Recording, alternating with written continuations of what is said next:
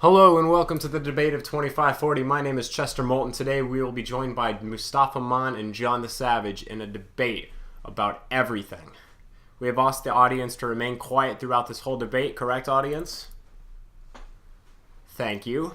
We'd also like to thank our sponsors, Bernard's Hardware and Pape John's. This is live from London and broadcasted all over the world, so let's begin with our introductions. First, Mustapha Mond.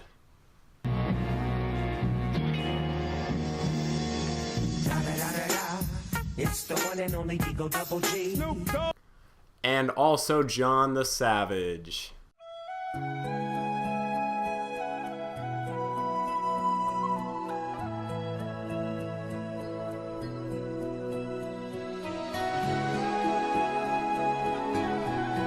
Our first issue we will talk about is literature and art in this world.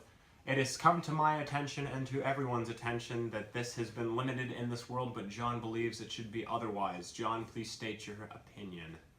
Thank you, but I would first like to stay off, why is this not a thing? We have so many people in the society and yet nobody knows anything about our past. We are just living around and being tortured and basically imprisoned to believe one central idea when people like Shakespeare tell us all these amazing things about art and literature and how it shapes our culture, but yet we have people like Mr. Mond that don't understand why it's so important to us. It's literally life. It tells us what is about our culture and we need it. It's very necessary. And anybody that disagrees with me, they're just wrong. Thank you, John. Mr. Mond, please rebuttal. Well, you see here, John, I kind of like this stuff because, I own a few copies of my own, but the problem is that it actually corrupts people and, well, basically, it just makes people do the wrong thing. It's inhumane and, bless Ford, he wouldn't approve, and that is all for now. Alrighty then, let's go ahead and move on to the topic about the big man upstairs, God. Mustapha Mond, you are first, go for it. Well, you see here, okay, so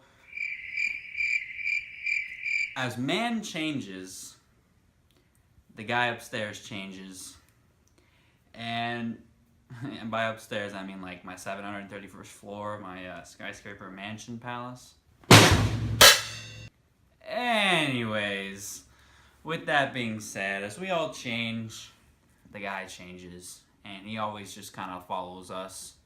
So, but unfortunately, you just don't know anything about your religion, and you're kind of like uneducated about it, so you don't really know what you're talking about, man. I'm educated enough to know that you're a fraud. Stay on topic, please. Guys, please. Anyways, off on that tangent, God is our everything. God creates us, God takes us through all of our hardships, and He makes sure we get through all of it with an accomplishment and achievement at the end, so we can hold our hands above that golden pedestal. Well, Ford over here just tells us what we're making, like, we're making things, but we're just making brain-dead zombies go around taking soma and having all of these orgy-porgies because they can't get their hormones in check. Alright, next topic. So, there's happiness. Happiness is something we all need to experience in life. How do you define happiness, John? What's your stance on happiness? These people, their happiness is so fake. Why would you want to take a drug in order to feel happiness? You've never been through true suffering, so how can you even experience enlightenment or some form of happiness if you've never been through something that makes you not feel happy? Finally, thank you for that calm discussion. It's crazy to think that some people have the audacity to not want a perfect life with true happiness.